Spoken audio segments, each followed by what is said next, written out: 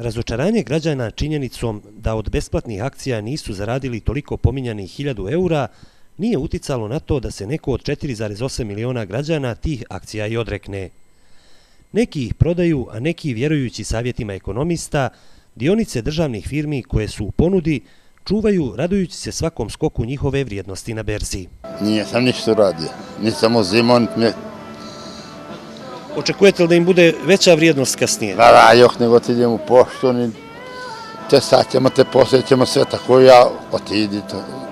Po prvo vrijeme misleći da će imati neku vrijednost kasnije, nismo se odlučili na prodaju, međutim kako je vrijeme teklo, njihova cijena je padala, te negdje prošle godine sam prodao sve te akcije. Po kojoj cijeni možete li da se sjetite? Nema.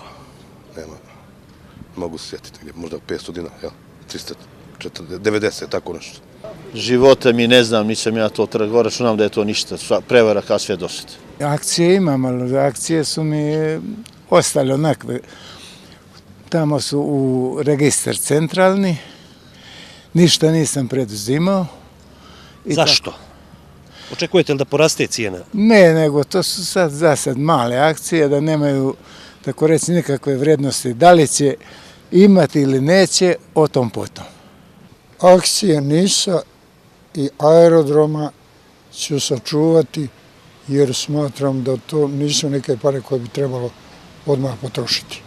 Kod akcija besplatno ne znači da je roba loša, a najbolji dokaz za to je taj što je NIS zvijezda Beogradske berze, čijim se hartijama najviše trguje. Ipak od 4,8 miliona građana koji su ih dobili, iz igre izašlo više od polovine njih koji su ih prodali. Država je do sad najavila podjelu besplatnih akcija za 6 firmi, ali građani trenutno mogu da prodaju samo hartije NIS-a i aerodroma Nikola Tesla, koje ukupno vrijede oko 4.500 dinara.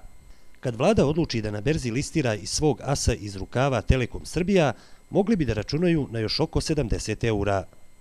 Na čekanju je i podjela dionica iz akcionarskog fonda, od čega može da se očekuje 35 eura, dok akcije EPS-a i JAT-a još nisu podijeljene.